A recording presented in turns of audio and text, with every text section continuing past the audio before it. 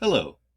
I'm going to talk to you now about two kinds of participial adjectives, which, as you know, are adjectives that take the form of certain kinds of verbs.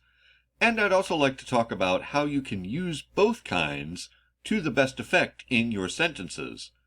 Again, as you know, many participial adjectives end with ing, such as a loving touch or the talking dog.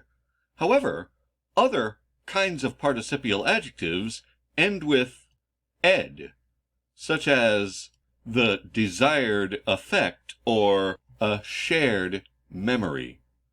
Knowing how these kinds of participial adjectives work differently to express different relationships between actions and doers or receivers of those actions can help you give your sentences the most possible clarity for your reader. Now, I've discussed the first kind of participial adjectives in another lecture, so let's take a look at the second kind. As you'll see in a minute, this kind of adjective expresses an action that happens to something or someone. To see how this works, let's examine how the adjective develops from the verb. Consider this example. The lecture excited the audience.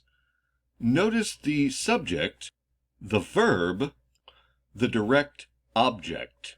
Remember how these elements of a sentence relate to each other. Now, we can say pretty much the same thing by changing the form of this sentence a bit by moving around these elements. The audience was excited by the lecture.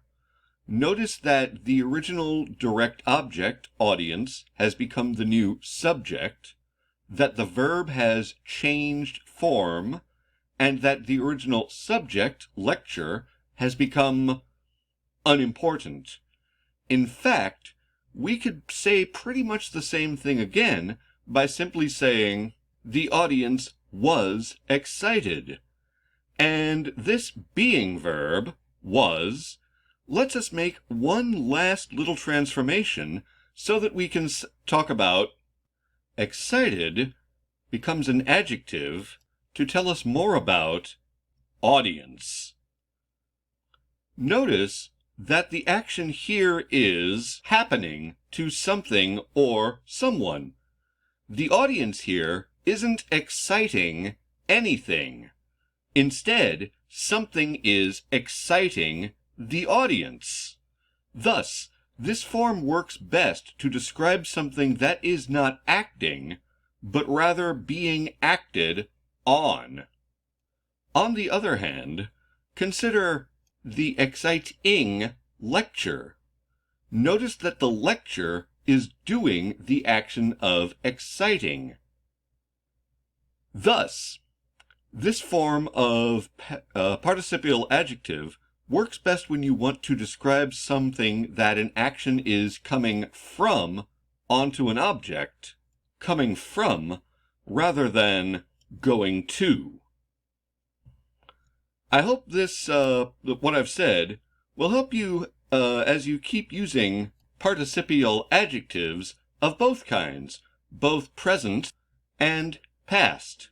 Participial adjectives such as these can add action and meaning to the sentences that you write, thus giving your reader a more deep and interesting experience and allowing you to exercise some creativity of your own, which we sometimes enjoy. As always, thank you for your time and attention.